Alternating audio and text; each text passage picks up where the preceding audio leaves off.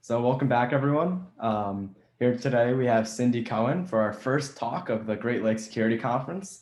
And Cindy is the Executive Director of the Electronic Frontier Foundation. And from 2000 to 2015, she served as Electronic Frontier Foundation's legal director as well as its general counsel. And in 1993, she served lead attorney in the Bernstein versus Department of Justice case, the successful First Amendment challenge to the U.S. export restrictions on cryptography. And among other honors, Ms. Cohen has been named to the Nonprofit Times in 2020 for Power and Influence Top 50 list. And in 2018, Forbes included Ms. Cohen as one of America's top 50 women in tech. And in 2013, the National Law Journal named Ms. Cohen one of the 100 most influential lawyers in America, noting, if Big Brother is watching, he better look out for Cindy Cohn. And with that, she will be talking about cybersecurity and law. Hi, everyone. Thank you so much. It's great to be here. I am a Michigan grad, a proud Michigan grad, so always excited to come and talk back to folks at my alma mater. I thought about what might be the most helpful conversation to have, and I'm happy to talk in the Q&A about some of the other stuff I've done around national security and things like that. But since this is really a cybersecurity conference, and I suspect a chunk of you are engaged in or would like to be engaged in security research, I thought I'd walk you through what it might look like if you came to see me to find out whether you were in legal trouble for anything you did. Now, I want to be really clear. I am not your lawyer. This is not legal advice. As a dear friend of mine said, you'd know if this was legal advice because it would be followed by a bill. But there are a set of issues that people who are engaged in independent security research run into kind of time and time again, and I want to walk you through them. But at the end, what I'm hoping to do is to convince you that you not only need to do security research, but you need to be part of the movement to try to make sure that we clear a better legal path for security researchers and for people in general who are trying to make sure that we're using the most secure tools possible and that we find out about problems in those tools right away and we get them fixed. So again, I've got several goals here, but I'm the executive director of the EFF. So ultimately my goal is to recruit you to be one of the groups and one of the organizations and one of the individuals who are trying to make this world better. So let's say you found a security flaw in a tool that lots of people rely on around the world, or maybe even only a select group rely on. We have a lot of security researchers who we work with who are working in the medical field for people who say have things embedded in them to help with whether it's diabetes or heart or any of those kinds of things. So your community of users could be small or big, but the stakes could be high or low to the security problem you found. But that's what's happened. You found a security flaw and you've come to see me because you really want to make sure that it gets plugged right away. And you want to make sure that the world knows about it. What are the laws that we're going to have to walk through? Well, there are 4 or 5 legal doctrines that serve as obstacles to you being able to tell the world what you found. Potentially. And the first one is probably the most famous, and that's the Computer Fraud and Abuse Act. We also call it the CFAA. This is the anti-hacking law, the federal anti-hacking law. And it's not just federal. Every state in the United States and also around the world has some version of this law, and they look just about the same. So they have about the same kinds of problems. There are some changes and bits of things. So you would need individual advice. But the first thing that we're going to have to navigate is the Computer Fraud and Abuse Act. This law makes it illegal for you to have unauthorized access to someone else's computer and cause damage. And damage has been defined pretty broadly. Somebody else's computer basically means any other computer on the internet. So it's got very, very broad reach. And of course, what's the problem if you're a security researcher? Well, if you're a security researcher, you're accessing other people's computers all the time in order to help figure out whether there are flaws that need to be fixed.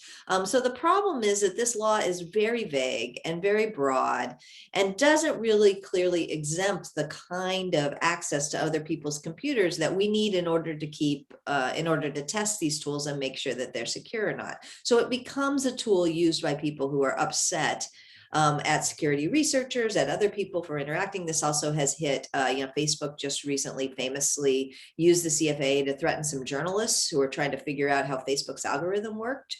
And that situation is still pending. It hasn't been resolved. So there's a lot of people who get snared in the CFAA's net because it's overly broad. So that's going to be the first thing that we're going to talk through. What are the kinds of situations where we've seen it applied? Well, of course, it applies in the traditional way in which somebody's actually breaking into somebody else's computer. And we've argued that that's actually how the law should be interpreted. However, it's been used in situations in which somebody used a computer when they'd been told not to, without any kind of legal or technical barrier, but just somebody said, don't access my computer anymore. And therefore it becomes a crime if you access their computer without permission. Well, that's a real problem. It's a real problem for people. People have been used, the CFA has been used because people reused passwords. Netflix just recently announced that they were going to crack down on people sharing passwords. The argument is that you're unauthorized if you're not using a password that was assigned to you, and so therefore serious criminal penalties. And one of the problems with the CFAA that makes it such a problem for us is that the penalties are very severe. They're talking about breaking and entering kind of penalties for what is essentially reusing a password. Another situation is when somebody they work at a place, and the rules inside an organization is you shouldn't access this particular computer, but somebody does anyway for some purpose. And in fact, there's a Supreme Court case currently pending. It's called Van Buren, where a police officer was being criminally prosecuted because he used a police computer when he didn't have permission to use the police computer. He was doing something kind of skeevy. I think he was checking out ex-girlfriends or something. That's not okay, but it isn't hacking, right? It isn't or breaking and entering, right? It's different. It's taking a situation in which you're treating somebody who came into your house and stayed longer than you wanted as if they broke in, right? And we all know there's a difference between somebody not being okay for somebody not to leave when you ask them to go and treating them the same as a burglar who broke in. But that's effectively what the law does. So we're watching the Van Buren case because this is an opportunity for the court to be really clear about what are the circumstances in which we're going to treat you like a burglar as opposed to somebody who's overstayed your welcome or done something inappropriate otherwise, in which case it still might not be okay, but it shouldn't trigger this serious thing. And of course, the most famous incident in which the CFAA was used to tragic effect is in the case of Aaron Schwartz. And if you don't know who Aaron Schwartz is, you should look him up. He's a friend of ours, but actually a very, very prominent computer scientist who helped develop, Reddit and some other things that you probably heard about or used, who was involved in a situation where he used MIT's open network to download information from an academic publisher, and was threatened with the CFAA to the point where it fed into some other, I don't want to psychoanalyze, but ultimately Aaron took his own life rather than face the 20-year criminal prosecution for something that may have been improper. I think there's an argument that it wasn't improper at all, but certainly did not merit the kind of penalties that were being threatened to this young man. So that's the CFAA. That's one of the things that ought to be in your target of things that you want to avoid if you're doing computer research, or if you're going to come up against it, which comes a lot in security researchers, you need to help us try to make better.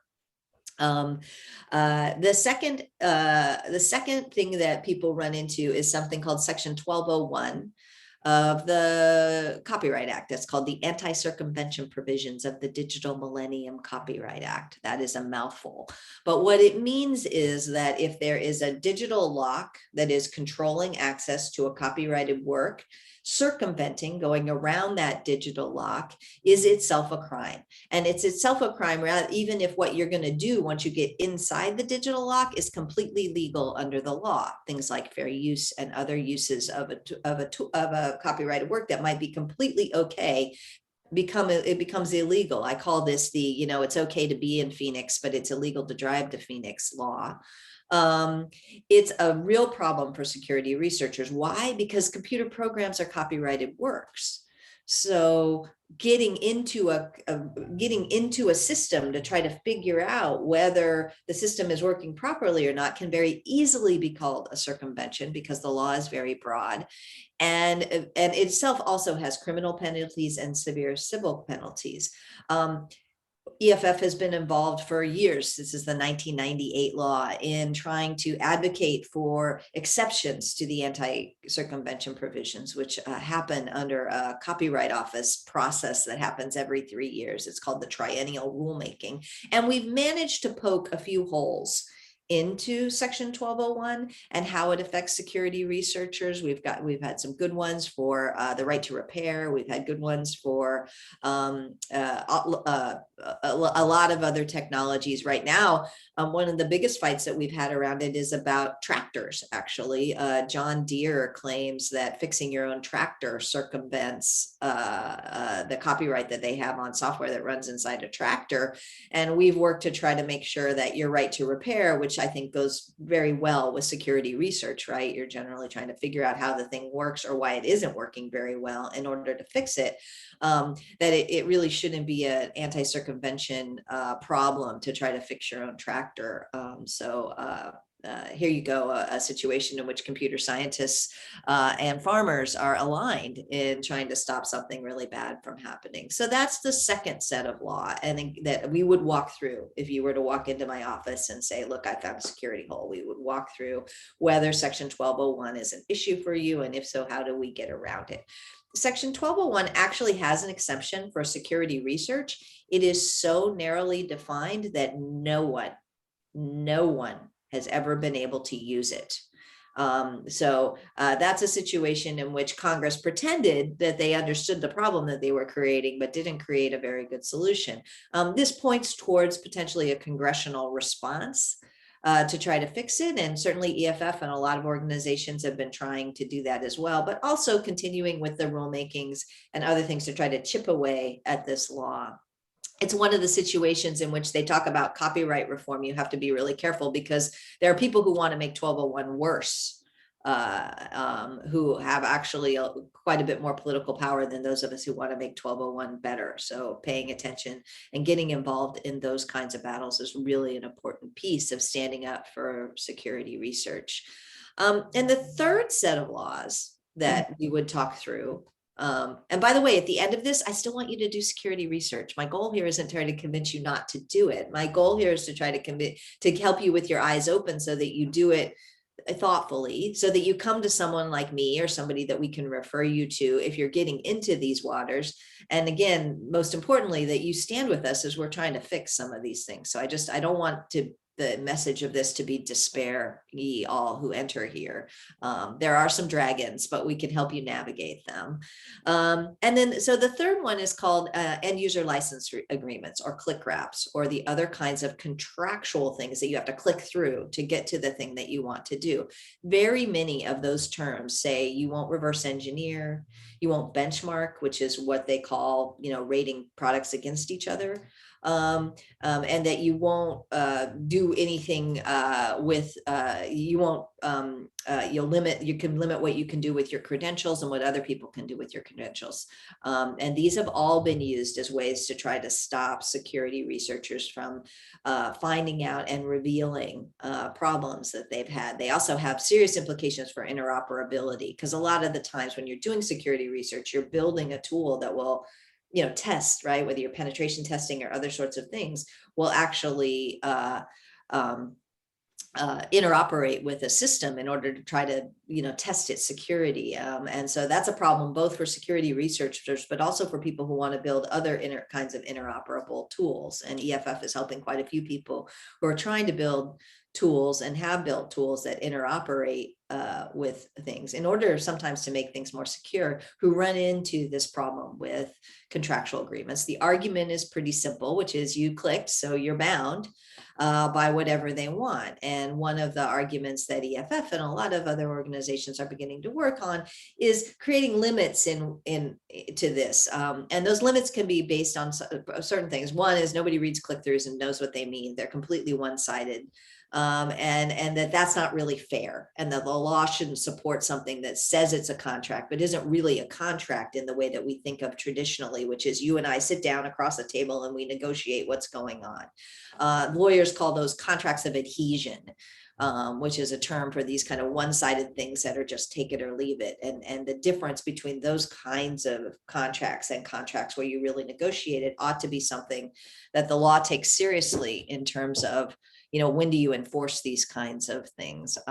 There's a couple of other legal doctrines that we use to try to limit the effect of these kinds of things. But again, this is an area where we really as a society need to think hard about whether we want to let companies or even individuals, but these are really generally big companies, use the benefits of contract law to present this kind of take it or leave it situation to people where people don't have any power to do anything else. And we're losing other societal values. We're losing the ability to have independent security research. We're losing the ability for people to criticize, to interoperate with these kinds of things. So that's the other thing we're going to look at. I'm going to ask you, did you click through anything? Did you agree to anything?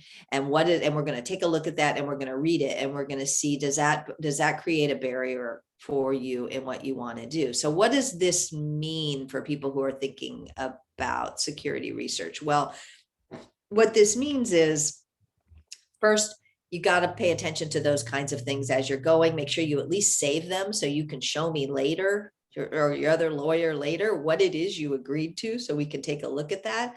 Pay attention to whether you're circumventing a system that protects a copyrighted work. And remember that copyrighted work is very, very broad. We've seen anti-circumvention claims against somebody who made independent garage door openers, for people who've made printer cartridges. Now, luckily, on both of those situations, we were able to beat back the argument, but remember that copyrighted works is very, very broad, and can reach another thing. And then think about whether you're accessing somebody else's computer and what kind of permission you have or you don't have.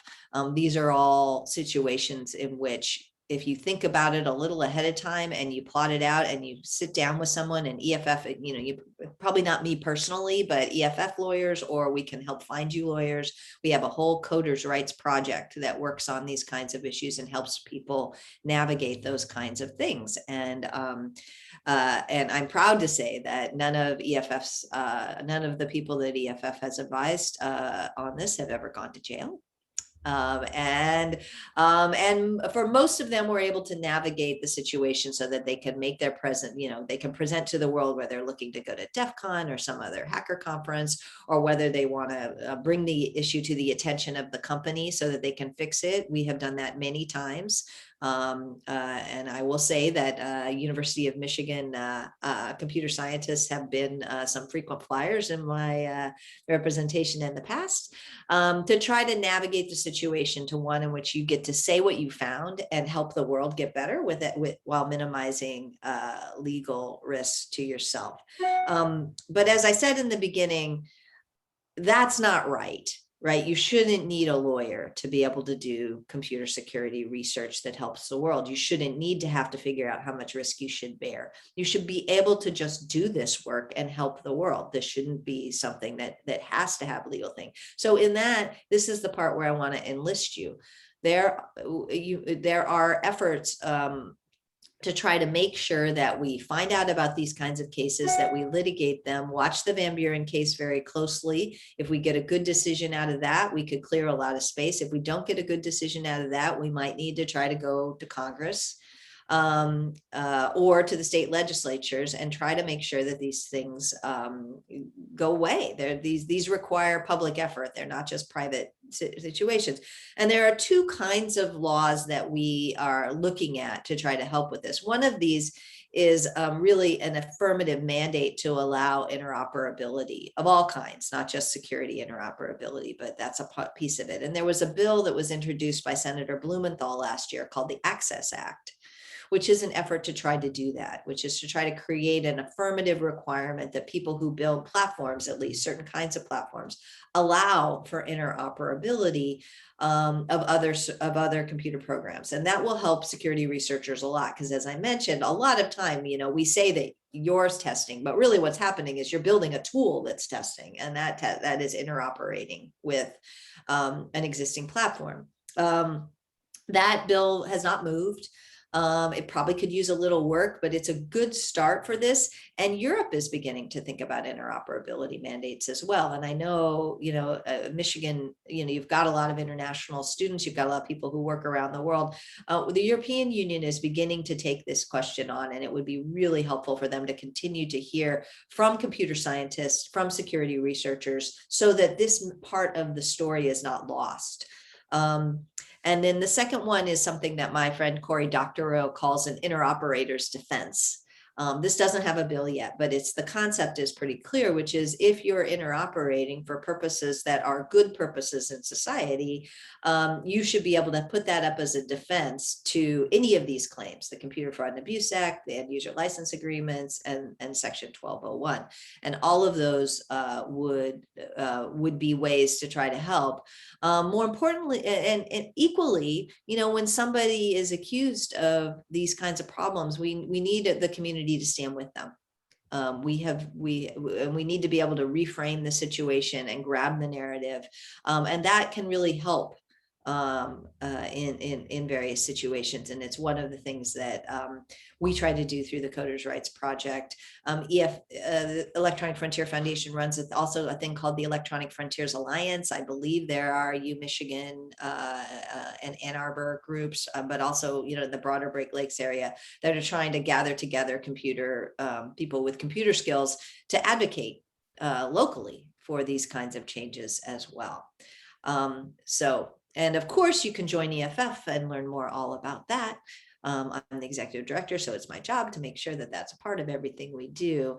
But that's kind of the broad overview of the situation. I'm happy to take questions if there are some. If not, I can tell a few stories of some folks that we have helped in this way.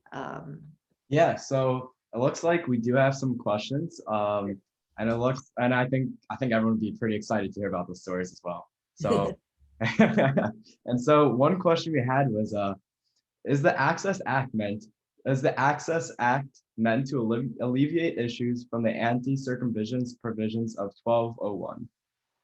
I think so. I need to double check it, but yes, because it's creating an affirmative mandate to allow access for interoperability. So that mandate would, it would end up being an argument that what you're doing isn't violating the anti-circumvention provisions because it is mandated by Congress as something they have to allow. There could be a fight, but normally if you've got an old law and then that prohibits something and a new law that allows it, the new law wins. So depending on how it's drafted, and so I said it needs a little work, but conceptually, yes, it could create an affirmative mandate that would mean that the other laws that might otherwise prevent you from doing something just are not applicable.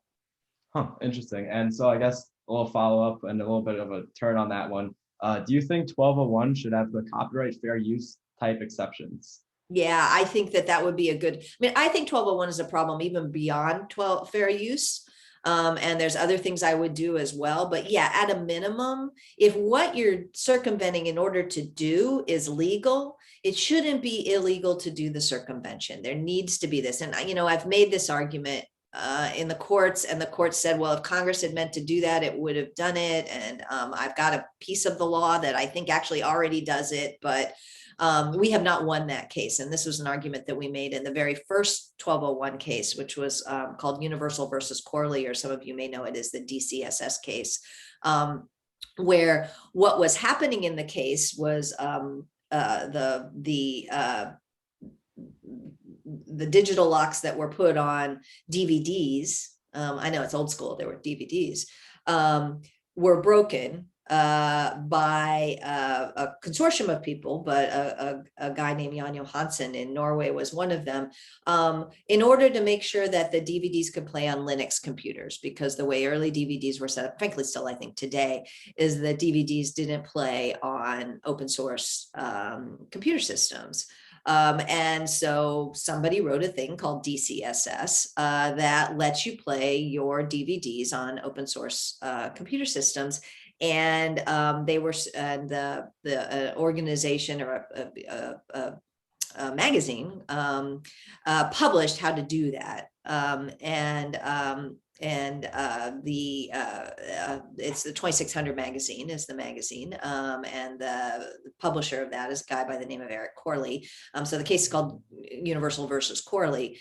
But the argument was that we made was that playing a DVD on a Linux computer isn't copyright infringement. So it can't be illegal to make something that lets you play your DVD on a Linux computer if what you're doing at the end of it is not copyright infringement. And sadly, the Second Circuit did not agree with us in that, and we haven't been able to raise the issue again. We do have a case right now called Green versus Department of Justice. And our lead client in that is a guy named Matt Green, who's a professor at Johns Hopkins University. And our secondary client is a guy named Bunny Wong, who's a hardware hacker. And in that argument, we're trying to say that the First Amendment prevents specifically Professor Green from talking about from doing his security research work and then talking about it, that to the extent that Section 1201 is interpreted as reaching that kind of academic publication, it's in tension with the First Amendment, which lets you have freedom of speech. We've been waiting on the judge to decide that case for a very, very long time. So that's one of the frustrations about impact litigation is you can't rush a federal judge. But I'm trying to weave my stories into the answers to your questions. So yes, I do think that we need better exceptions to 1201 and clear exceptions to 1201, especially around fair use and other legal uses. Not every use of a copyrighted work is even infringing to begin with. So both non-infringing works and fair use, which would otherwise be infringing except for the defense, should be outside of Section 1201. Oh, interesting. Yeah. So I guess on a different shifting notes, I guess, how often do companies file claims against security researchers who are trying to find bugs and security issues in the program? And how do you go about protecting them? I mean, we talked about the CFAA and all the different legal traps. And so what are your thoughts on that? I mean, how often? I think it kind of goes, it was very often and we've done a good job in the last 10, 15 years to create space for computer security free of those kinds of claims. So I would say that I haven't seen, there's been a few claims recently, and they still happen. They especially happen when it's a new industry. So, the kind of software industry now, they have bug bounties, right? They actually pay people to find flaws and things like that. That has grown up over the last few years because of work by EFF and others to point out how important this research is. We've moved from threats in the software industry to actually paying people to find bugs in the industry, which is great. What tends to happen is when we move into a new industry, like medical devices, that industry starts by being very defensive and attacking, and then we have to work to a place where they understand the role that independent security research works. Not that we don't still have backsliding sometimes in the other industries, and the medical industry is starting to get better. Actually, medical device industry is starting to get better, but they still do a lot of saber rattling. As I say, right now, interoperability is one of the issues that we're seeing it a lot in. Now, that's not really security research as much. That's a slightly, security researchers look like interoperators and are in very many ways, but they're kind of a particular subset. So we see a lot more threats than we see litigation.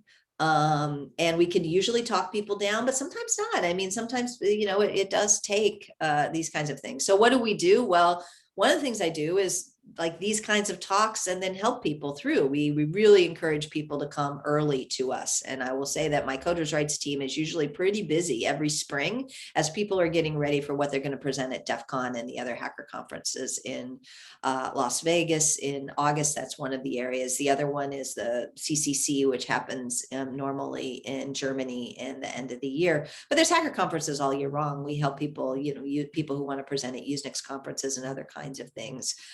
So the first thing that we do is we really encourage people to come to us early and let us help you navigate around it so that we are shrinking the place of risk.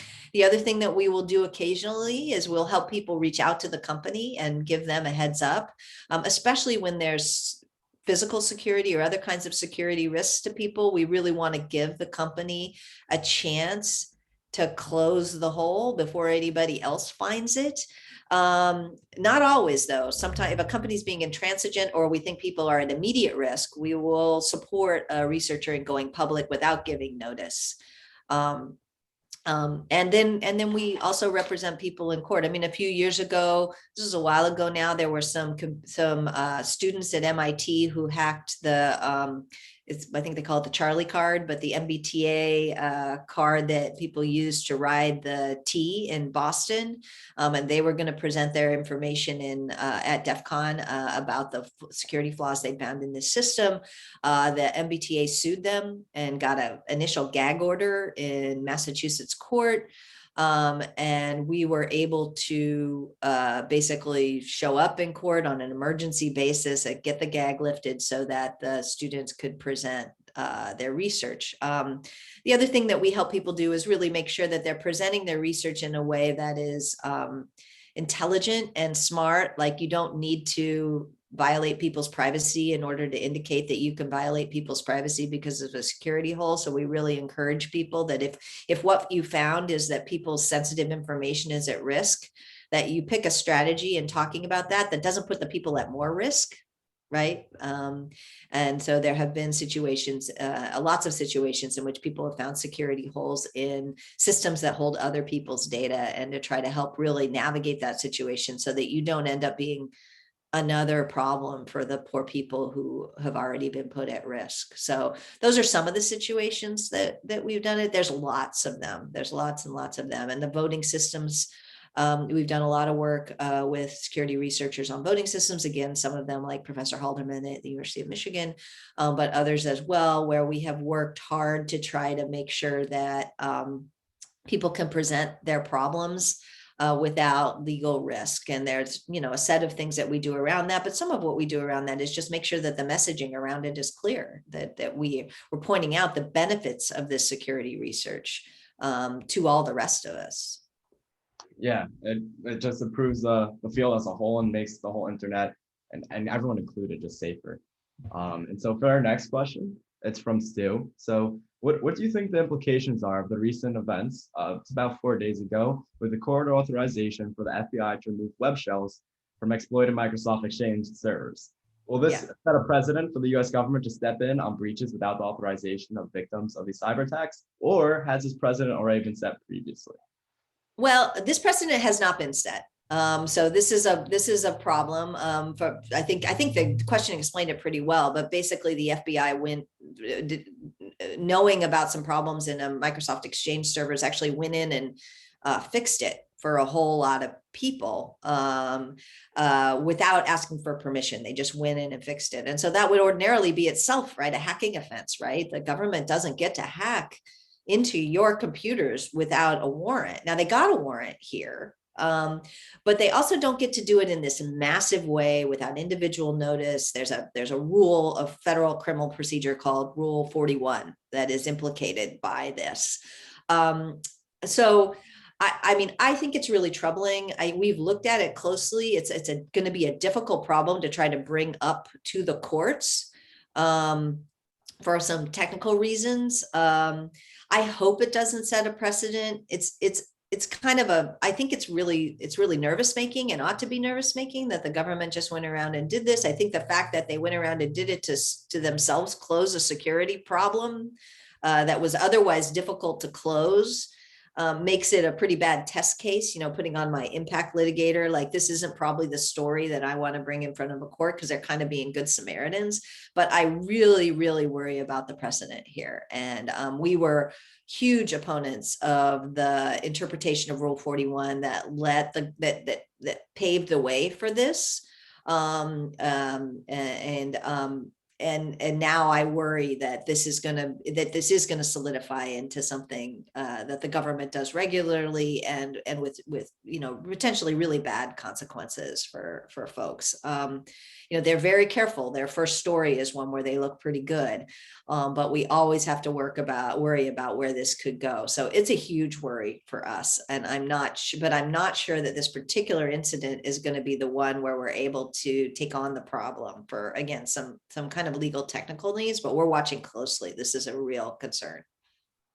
Huh. Yeah, that's interesting. I mean, it's all something to worry about once there's a little bit of overreach. If you give them a step, they'll go even farther. So and law works that way. That's something to remember for people. This is another thing that people kind of miss sometimes, is when you set up a rule in a situation in which you think, who's the good guys and who's the bad guys, that same rule is going to apply when those things flip, right? So sometimes we actually do have to stand up for some pretty awful people when what they've done could set a precedent that's going to hurt really other people. And that puts EFF and I think a lot of lawyers into some weird situations sometimes where we're defending somebody who's kind of not who we would otherwise defend, but we know that the government is very careful in trying to set the rules in a situation in which they look really good so that they can use it later, regardless of whether they look good or not. And so, one of the situations like this was when the FBI was trying to get into the access of the terrorist bomber's phone in the San Bernardino attack a few years ago. And Apple said, look, we're not going to build a backdoor into our own system. In that particular instance, I think most people's sympathies were with the government in this. There were reasons that I think the government's argument was overblown, and they had plenty of evidence and they knew who the person was. They didn't need to solve the crime. But even so, nobody wants to say, the government, when they're trying to invest a terrorist attack, shouldn't do something. But Apple was right to take that step, because once they build in that backdoor, it's going to be used not just by the US government, by governments around the world when they want to get access. And, you might feel one way when it's a terrorist in San Bernardino, but you probably would feel a little differently when it's the Chinese government trying to get into the Hong Kong protesters' phone, or the Turkish government trying to get in the opposition's phone, or, name your government, right? Like, the thing about a security hole is it has no idea who's using it. It can't by itself tell whether it's a good guy or a bad guy using it, which is why we just need to plug security holes. Yeah, that's very true. It's really incredible space. And so it looks like another question we have here is, do you think researchers should be more akin to whistleblowers in this space as far as finding security flaws and so on? I'm not sure what the difference is that the questioner is asking for. I mean, whistleblowers don't have enough protection. So calling them whistleblowers in most situations doesn't actually increase the amount of protection that they have. So I think they're a form of whistleblowers. I think the biggest difference, conceptually, between what we call a whistleblower and what we call a security researcher is that whistleblowers tend to be insiders who have seen something wrong and are drawing attention to something they've seen by virtue of the fact that they are insiders. Ed Snowden, for instance, is a whistleblower because he worked inside the government and pointed the rest of us to problems in what the government did, as opposed to a security researcher, say Professor Halderman, who has a voting machine that he's bought on eBay and finds problems in it. He's not coming from inside the company to tell us the problem. He's standing outside the company and telling us about the problem. So I think that both of them should be protected better than they are. I'm worried that implicit in the question is the idea that whistleblowers have stronger protections than security researchers, and I think that's not largely true. So we need better protections for all of them. Gotcha. And actually, interestingly enough, we have a question about Edward Snowden. So, of course, what are your thoughts on Edward Snowden? Specifically, do you think he will be given a fair trial should he ever return to the U.S.? Well, Ed Snowden is one of my heroes. I was suing to try to stop the government from spying on everybody, and spent, I mean, between 2017, when we brought the lawsuit, in 2013, when Ed came forward, hearing the government saying that we were making it all up and that we didn't know anything and that it was all, it was all very secret, but that we were wrong. So when Mr. Snowden came out with the evidence that we had been exactly right and that they had been lying about it, there's no other word for that than he's my hero, right? That's what I think about it. And I think that one of the things that gets lost sometimes is how much we all learned and were able to create accountability, including changing laws, as a result of what Mr. Snowden told us and what the world might look like if he hadn't. So that's why I think that he ought to do. Will he get a fair trial if he comes back? I think there's a couple of kind of embedded questions in that. I mean, right now he's been indicted for treason, and I think that's the wrong. Like, there may be, kind of in the way that I was talking about the CFAA, there's ways in which what somebody did might not be right, but isn't breaking and entering. I think that if we were going to think about Ed violating the agreements that he'd made to keep things confidential when he was working for a government contract, he violated those agreements. There can be accountability for violating those agreements. And I think that Ed's willing to face that accountability. But that's not what the government is doing. Like, they don't want to, civilly bring a lawsuit against him for breaking his contracts. They want to try him for treason, which is a death penalty offense, or life in prison. So could he get a fair trial? I think he could get a fair trial on the things that he actually did. I don't think he would get a fair trial if the charge is treason. And so that's really the fight, right? That's what's going on. And Ed has said he would come back to face consequences for the actual things that he did, but the government really is not being fair or reasonable about their approach to what Ed did. And until that changes, I don't think there's a fair trial that's possible, because I don't think there's fair charging here. Gotcha. Interesting. And so what I'm curious is something you said earlier where you were talking about the CFAA. So I'm curious, what would you propose to reform this law? I mean, clearly it's overreaching and it's clearly outdated as well. I mean, I believe it was introduced in 1986, right? So Yeah. what would you propose to reform that and go in a better direction there? Well, we have a law that we worked with right after Aaron Schwartz died, and it's called Aaron's Law. That has three pieces in it that are attempts to try to reform it. The first is making it really lessening the penalties and making the penalties really reasonable compared to what people did, and reducing the risk of criminal penalties for the vast majority of people. The other would be a defense for security researchers that actually works. And then the other would be to really define the terms of what it reaches, to more narrowly focus on this idea of breaking and entering, and not doing something that somebody who owns a computer doesn't like. And that's really what it's been interpreted by. Not, there's a circuit split. So, the courts out in Ninth Circuit here in California have ruled one way. Some courts in the Fourth Circuit, which is kind of the Virginia area, have ruled another way. So that's why it's up in the Supreme Court, is that there is a difference of opinion. So it's not the same everywhere in terms of interpreting it. But yeah, Aaron's Law is a pretty good effort. In fact, it's pretty modest. It's less than I would do in my dream law, but it was really when we were working with Representative Lofgren and Senator Wyden and a couple other, people in Congress, to think what could we actually push through that might have a chance of success. And it was bipartisan. We had Republican support as well. Aaron's Law was the effort. So we could dust that sucker off, and I think we'd be 70 to 80% to where I'd want to be. I mean, I think that, if we really wanted to fix the Computer Fraud and Abuse Act, we should start over and really think about what, from scratch. But Congress, that's hard for Congress to do. It's easier for us to amend something and try to fix it, kind of, try to patch it rather than start anew. So Aaron's Law is where I would go for that. Yeah.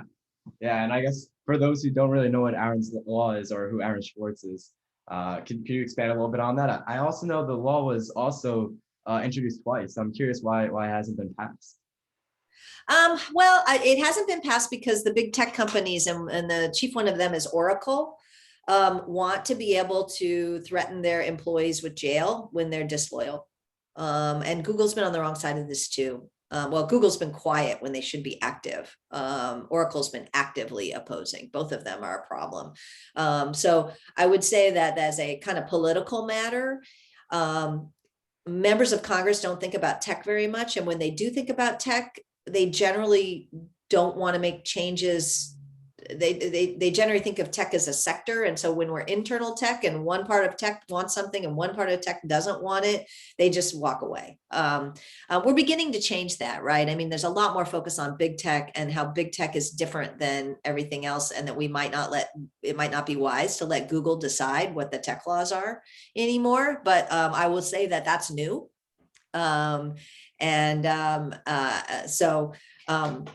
So, I mean, that's the kind of political story about what happens to Aaron's Law. It got killed. And frankly, Oracle is more, I mean, Google should have stepped up because they understand security research. They care about security research. They had the very first bug bounty program. Like, for them to abandon this community when they could be standing up for them really, really makes me angry.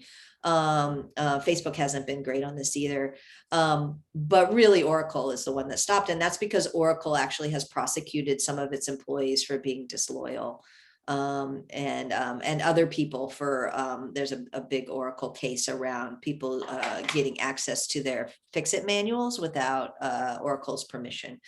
So that's what happened to Aaron's Law. So Aaron Schwartz. So, if you ever want a really great movie, there's a movie called The Internet's Own Boy that was done by Brian Napperman. I'm in it, but it's a very small role. That's not why I'm mentioning it. That tells the story of Aaron Schwartz. And it's a great documentary, and it's definitely worth seeing. And it's not droll or slow or anything, but it's about Aaron, and it's really great. So there's other things about Aaron as well out there, but I think that's what I would recommend. Aaron Schwartz was actually a young boy who was kind of a computer genius, I would think. I think that's fair to say. He started he's just a deep and thoughtful thinker about things. He worked very closely with Lawrence Lessig in some of the free culture movement. As I said, he was one of the people who came up with the idea of Reddit. And several other things, another thing called Secure Drop now, which is a way that people can give whistleblower information to journalists without being trackable. So there's lots of there's lots of things. Somebody said the world would be a better place if Oracle didn't buy Sun, and I hear brother, or sister, whoever that was. Totally. So anyway, don't get me started on Oracle v. Google and copyrightability of APIs, but it's all of a piece, right? Oracle's view is that they're a platform and they should be able to control and limit any of the ways that anybody could get access to any of the tools that Oracle built. So this copyright fight, if people are watching this Oracle v. Google copyright fight that just got decided by the Supreme Court, is of a piece with why we're having trouble with security researchers, because it's all of the ownership, control, limitation mentality around platforms and computer programs that isn't good for the internet. The internet is an internetwork of computers. Computers talking to each other and being on somebody else's computer is integral to how the internet works. So you can't take a kind of it's my castle approach to computers and apply it to the internet and not have collateral damage. I mean, I'm getting kind of upper level philosophical, but these things are all of a piece to a certain extent. Like, the internet is interconnected computers, and this model of my computer is my fortress, is my castle, and nobody come to it. Frankly, that doesn't work in the actual land either. Don't get me started on property rights, but it certainly doesn't work in the context of interconnected computers. And that's where this friction happens. So anyway, back to Aaron. Aaron was, a wunderkind, computer programmer, developed a lot of really cool things, got involved in activism. He was very central to us stopping a really bad law called SOPA PIPA a few years ago. Aaron was one of the people who did that. And then, as I mentioned, he really felt like our culture and our knowledge ought to be available to everyone. and that the way that we locked up and controlled access to knowledge was a very big problem for our society, and the one that digital networks could help with. So early on in his career, he engaged in a little thing to free the law, to try to free the legal doctrines, which are legal cases, which are all held on a system called PACER. And he wrote a computer program that sucked down the law from PACER, and he was going to do some, I believe, some analysis on it. Well, this made the government pretty mad. And then fast forward a few years ago, he wanted to free up, all of our scientific knowledge is locked up in proprietary systems that we have to pay to get access to. Now, you as a student may not pay, but the University of Michigan certainly does, in order for you to have access to the scientific journals that are often paid for by public money and done by students in there, but yet we still have to pay to have access to them again. And it's a lot of money. So Aaron, again, wrote a program that pulled down scientific journal articles from a central database that normally you have to pay for it. And that's what he was prosecuted for. And there's lots of arguments that it didn't even violate the CFAA or the Massachusetts, the other laws that were brought to bear against him. But a month or two before his trial, Aaron sadly took his own life. Yeah. And so another question we have in chat is, has the GDPR or the CCPA had any effect on the click-wrap agreements you've seen? And do you think there should be a uniform federal cyber privacy law? The answer to the second question is yes. I think we need uniform privacy protection. My worry right now is that the California passed a pretty strong privacy law, as you mentioned, the GDPR, which is the European one. There are people experimenting with stronger privacy laws. While ideally I would like one federal strong privacy law, what's happening now is people are going federal to make it worse, not to make it better.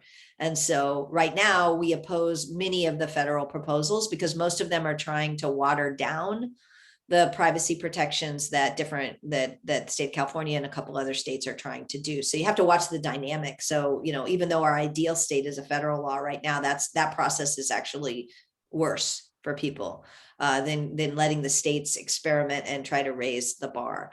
I would say that with regard to click wraps, the GDPR hasn't given the fruit that we'd like. It's still kind of early days, but mainly I think for a lot of people, their experience of the GDPR is just more clicks, right? That they have to click through and accept cookies. And there's a whole problem where people are being misled by what it is they agree. We call that dark patterns. And folks are working on that as well, where you think you're clicking out, but you're actually clicking in because they've set it up misleadingly. So I think the GDPR was a good thing and I'm supportive of it, but it hasn't solved the problem.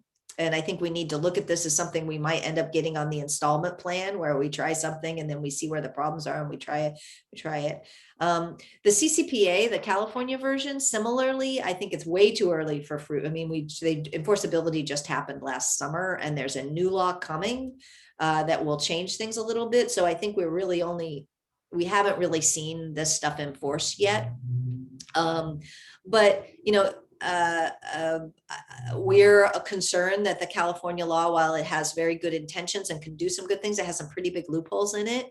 EFF was neutral about this law in part because we didn't think it went as far as it should have or could have in order to do things. And we're worried that people are going to feel like they passed a really strong privacy law and then they're not going to see the impacts and they're just going to give up. Which I think, this is a real problem in privacy. I think there's a lot of, what we call privacy nihilism, where people feel like there's just nothing they can do, that we just have to give up about privacy. And I think that's very dangerous and short-sighted, and also impacts some people much, much harder than others. So I think they're both good. I'd like to see continued experimentation. EFF has three things that we like to see in, and hopefully I can get them all right, in a privacy law. One of them that isn't in the California law or easily in the GDPR is a private right of action. So if somebody violates the law, and it hurts you, you should be able to stand up for yourself and sue them over it. But the way the California law works, it empowers a government agency to do that. And we know, even though the FTC, the Federal Trade Commission, is empowered to protect people's privacy, it's just completely outmatched. It's not up for the size of the problem, and it's subject to a lot of things that makes it useful in some contexts, but not in others. And so we think a private right of action so that you can stand up for your own privacy rights, and real accountability and damages, sometimes, statutory damages, rather than I have to prove how much I was harmed by this privacy violation, are key to actually making these laws really work. But EFF has a blog post that goes in detail in how we evaluate all the privacy laws. I can try to send that over and send it around so that in case I've forgotten some pieces of it, you can look for yourself. But we have some pieces that we think are important, and the California privacy law has some, but not all of them, and the GDPR has some, but not all of them. Gotcha. Yeah, it's interesting. And it looks like we have some interest. So if you'd like to send that over, I think a lot of people would be interested in reading that. And so I think we have time for one last question. So Matthew wants to know, do you believe the help from Julian Assange gave Chelsea Manning constituted him being co-conspirator? Sorry. I don't think the government's proved their case in that. I've read through the judicial decisions and a lot of the evidence. So the question here is, Julian Assange has been indicted in the United States for being a co-conspirator and facilitating Chelsea Manning's violations of the law when she let all the rest of us know that our government was engaging in war crimes. Right. I think sometimes in this whole fight, we forget what was actually the original thing that Chelsea Manning got out. And this was actually videotape of a war crime, of the US government's opening fire in Iraq on innocent people. That was the first one. And then there are later ones, and they get more complicated. But first of all, I think, the prosecution of Chelsea for this was misguided and wrong. And the use of the Computer Fraud and Abuse Act in this instance was very wrong. I think one of the things we talked about, fair use, but I also think we need a whistleblower exception to these laws, where if what you're showing us is our own government's crimes, that ought to not be treated as if that is breaking and entering in the same way. But Chelsea was prosecuted under the Computer Fraud and Abuse Act, and I think that was really wrong. It's gotten so complicated now. There are other pieces of how Assange allegedly helped Chelsea, but most of what he did was pretty minor. It's being portrayed like a really big thing, but maybe you should try rainbow tables is not actually the kind of co-conspirator information that we think of, for those of us who understand what that actually means, which is, not a particularly deep or hard thing to think about. It feels to me like that's pretty thin reed to rest this on, even if all the facts are the way the prosecution says. So I think that it's really troubling, and I worry that in that whole prosecution, they're using the fact that judges and other people don't understand about computer security to try to make what happened sound far more scary than it actually was, right? Yes, it might be the question of, if somebody's trying to break into your house, to a house, and you walk by and say, did you look under the mat? There's normally a key there. To me, it's kind of not all that different in terms of the level of sophistication of this for someone who's in the computer security world. Now, I think there's a legit question about, because conspiracy is so broadly defined, does it fit in it? But it's not the kind of thing anybody would normally be prosecuted for. And the fact that Julian Assange is being prosecuted for this has far more to do with the politics of the situation than what he said to Chelsea Manning. Yeah. And that's a problem. And that should worry all of us. It should worry all of us that prosecutorial discretion can turn on the politics of this, and the fact that, lots of people in the State Department were embarrassed by this information that got out, that shouldn't be the basis for the prosecution. Similarly, I think that in the context of Aaron Schwartz, I feel pretty strongly like the reason that he got the book thrown at him for what he did at MIT, which was relatively small as a legal matter, is because forces in the Department of Justice were really upset about what he'd done when he accessed the PACER system. And again, justice shouldn't work like that. Yeah, yeah, and just the same way when he accessed the JSTOR actually didn't want to press charges. It was only the government. So Yeah. And really, I think that the prosecution wanted to send a message because Aaron had been somebody who had been a thorn in their side around this kind of stuff for a long time. And that's not how prosecution should work. And that's what should trouble us. And the same thing with Julian Assange. A footfall over the law should not be prosecuted. And it would not be prosecuted. Again, somebody standing behind somebody and telling them to look under the mat for a key to the house would probably not be prosecuted under things. But the fact that it's happening digitally and it's happening in a very fraught political context means that we're seeing a prosecution of this man over something that shouldn't be. And again, I just don't think justice should work that way. yeah. So you guys are doing some really important work back at the EFF. And it seems like our time is up, but do you have any last comments to say for us? No, thank you. I hope that I haven't scared you out of doing this work, but instead I've scared you into reaching out to us. Again, Professor Haldeman isn't the only one, but he's the person who I've helped since I think he was a grad student. So there are other people as well. Reach out to us. We have a network of people who can help you talk through these problems. But more importantly, join us in standing up for coders' rights. We need people to stand up, to give us the good stories, and to help us push for a world in which security researcher is something that everyone's proud of rather than something that has a cloud over it. Yeah, thank you. I think on behalf of everyone who came, we're really happy to hear everything and definitely learned a lot. So thanks so much for reaching out. And next time I want to come in person, because the idea that I spoke at Michigan and didn't get a Zingerman sandwich is wrong, my friends.